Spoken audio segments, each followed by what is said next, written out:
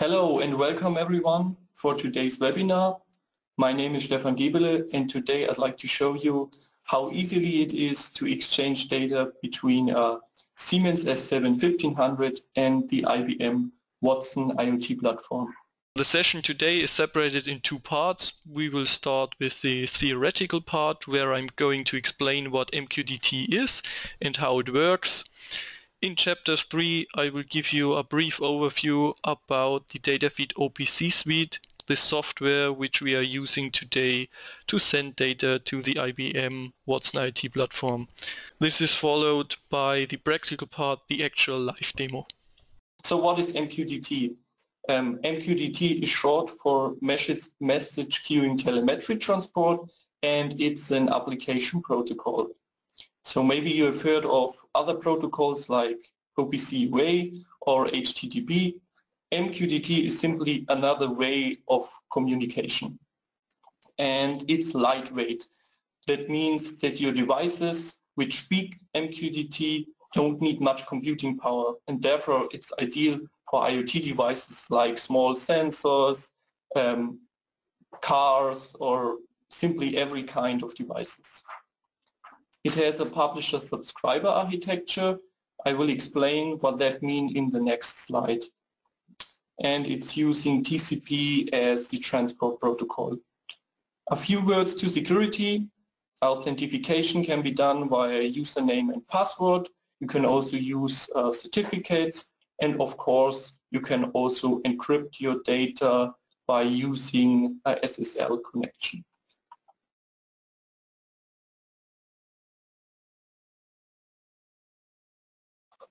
So how does MQTT work?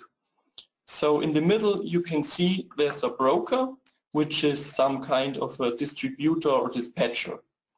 On the left-hand side you can see the publisher, which generates and sends the data to the broker. On the right-hand side there are the subscribers, which are interested in messages, which are interested in the data. So in that case the consumer or the subscriber will make a subscription of the topic he's interested in. Maybe it's only one or all the topics, and then he receives the data as soon as they are available on the broker. Important to mention is, in today's session, the dataFEED OPC Suite represents the publisher, and the broker and subscriber are inside the cloud, inside the IBM cloud. So, Chapter 3, the dataFEED OPC Suite. That's a software solution from Softing. You can install it on your computer or your server.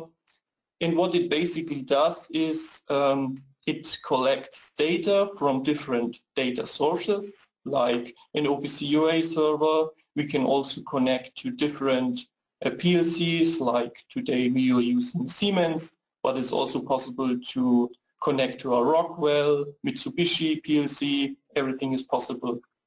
Could also grab data from a classic server or a SQL database. And once we have done that, we can decide to which destination we want to send the data or to provide the data. So we can do a protocol conversion between OPC UA and OPC Classic.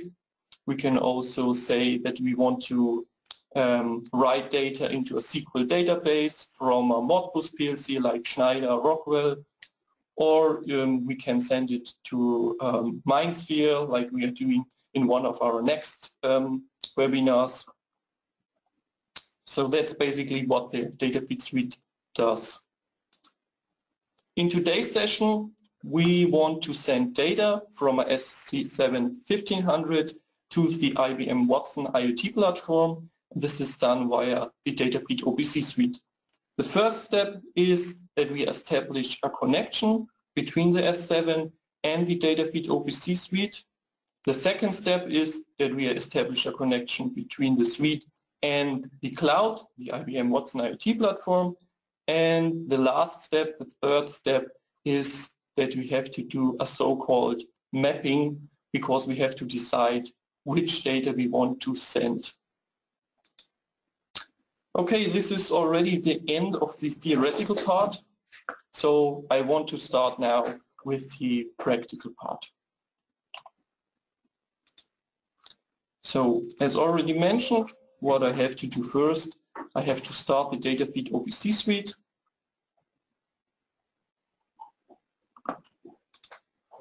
And I have to select Siemens as a data source.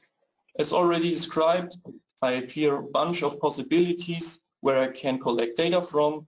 Morpus, Rockwell, I can also read from a database, from an OPC Classic server, but in today's session I want to establish a connection between dataFEED OPC Suite and the Siemens. So I add a new data source. By clicking that button, I can give them a new name, let's say S7 1500, and now I have to choose which protocol I'm using. So in that case, because it's a S7 1500, I'm using the S7 II protocol, which is very convenient because it allows me browsing, and I also have access to the optimized data blocks. So I click Next. Now I have to specify the IP address of my PLC. I do a connection test, and great, connection test is successful. So now I can here set some filters, but it's not necessary in that case. So I click Next, and now you see I can browse all the variables which are available inside the PLC. I don't have to change the program, I don't have to touch anything on the PLC side. I can browse all the data, I don't have to do a simple import. That makes it so convenient. And I have already mentioned it, I have access to the optimized data blocks. So the first step, establishing connection to the Siemens S7 1500, is done. I will proceed with the next step, the actual connection to the cloud. So for that, I have to log into the IBM Watson IT platform.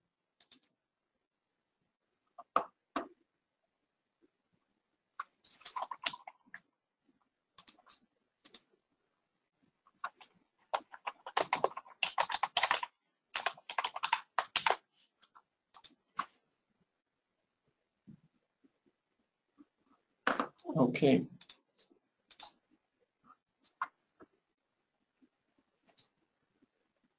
So this is my page. Hang on a second.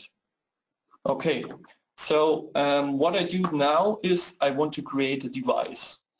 So I have already created here two, but I want to start from scratch, and that's why I start with clicking that button here on the very top, Add New Device. So that device is later representing my digital device.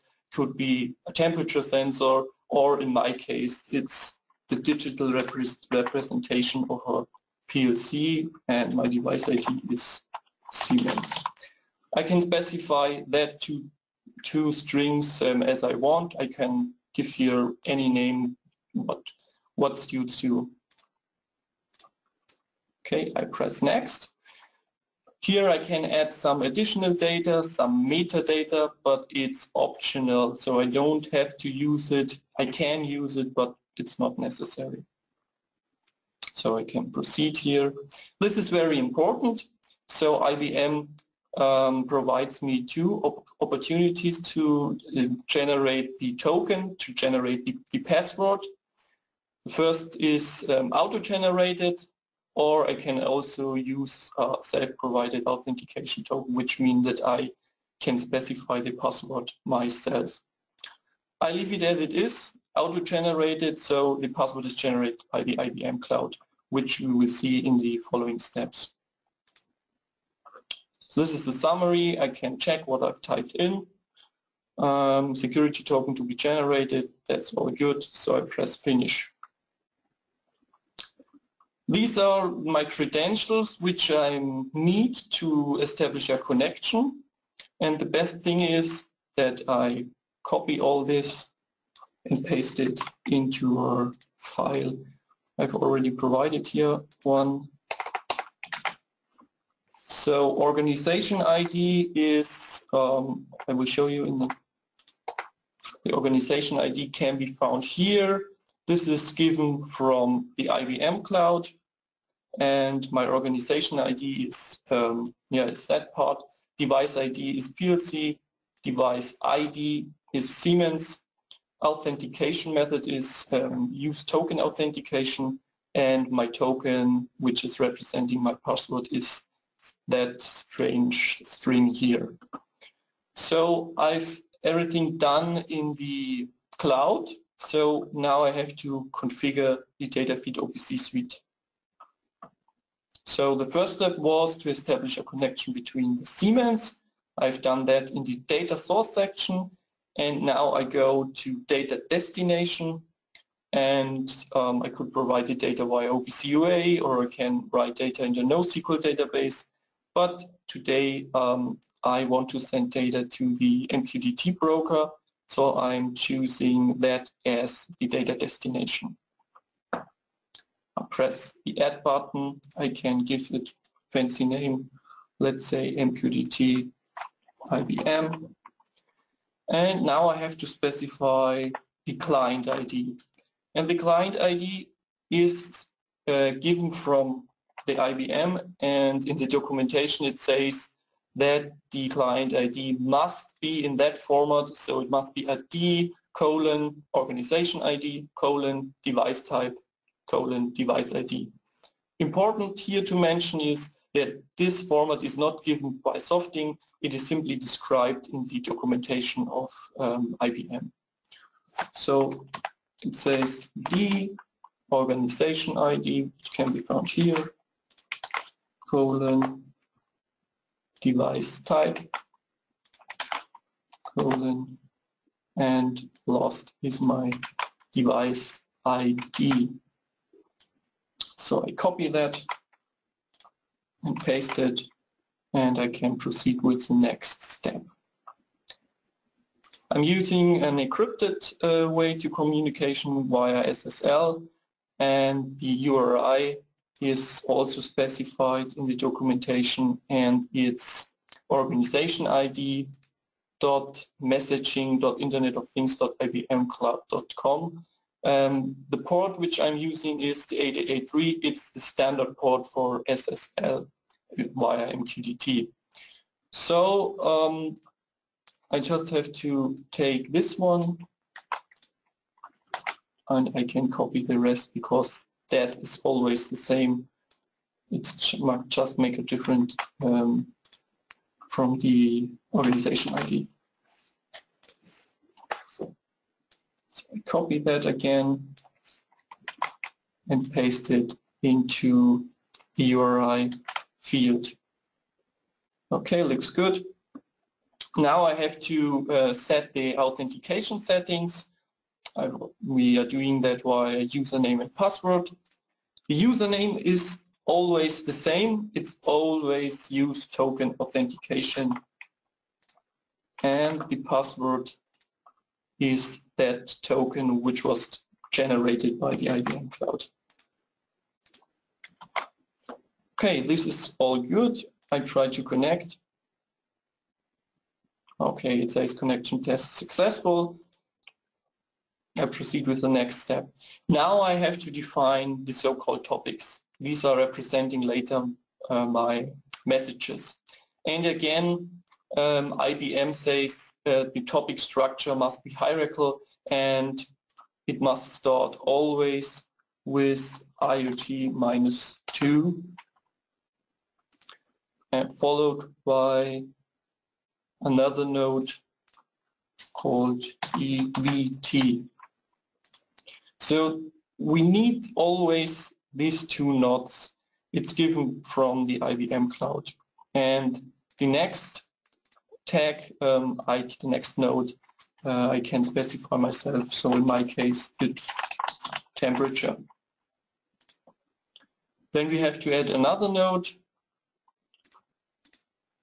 which is representing the format. And the last one is in that format, it's the publishing format, it's Bluemix JSON. and the name is JSON because it's describing the publishing format. I can also use XML or CSV, but in my case I send the data in the JSON format, so the format is JSON. That's why I typed that in. So maybe this looks strange to you, but it's simply given by the IBM Cloud that we always need to follow that hierarchical structure. These two at the beginning, the IoT-2 and the event, the EVT, is fixed, so you can't change that. What you can change is that node, the temperature, and of course your format is also depends on what format you are sending. So proceed, I can enable here last will, which means I send a message at the beginning what should happen if the client, if the suite disconnects ungracefully, and then the IBM Bluemix Cloud will forward a message to the underlying subscribers. But I don't need that because it's just a demo. Okay, store and forward, I think that is clear what is meant by this. I leave it as it is. Okay, so the second step, establish the connection between dataFEED OPC Suite and the IBM Cloud Platform is done. I just have to do the last step. This is the actual mapping. So I haven't decided yet what exact messages I want to send. And this is done by the data processing section, which is in the middle between data source and data destination. So I click on the exchange button, I activate the exchange option, and now I want to send data from my Siemens S7 1500, let's say room temperature, and I want to map this onto the MQTT protocol to that JSON. So I press here in the middle of the button, and now I've done that matching. I can specify a trigger type. This is an item trigger, which means if the quality or the value change, the trigger is fired. I can also set a timer trigger or a variable trigger. I'm using a timer trigger, let's say every second I want to send data. So I start from a new one, or let's say 2 seconds, every 2 seconds. Interval timer, now I can specify how often, let's say every 2000 milliseconds, and finish. Okay, so that is everything what I need to do in the dataFEED suite. Now I start the suite and I should receive data now in the IBM Cloud. So let's go back to the IBM Cloud, click on devices here, and I already see that my device is connected. I can click on it, and on the recent events the data should arrive. And as you can see, here I can heat up now the temperature sensor, and the value should increase. Says can also go to state, which is representing the state, or device information. You can see again what you've typed in.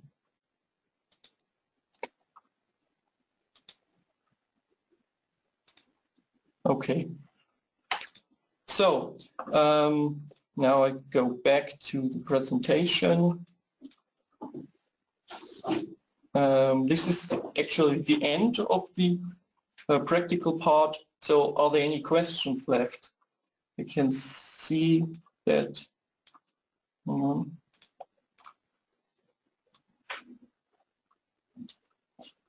sound is gone. Okay, no questions. Additionally, you can send me an email with your questions if you have anything what I haven't answered. So on this point, I'd like to say thank you for your attention and for your time. I hope you enjoyed the webinar. Keep care and goodbye.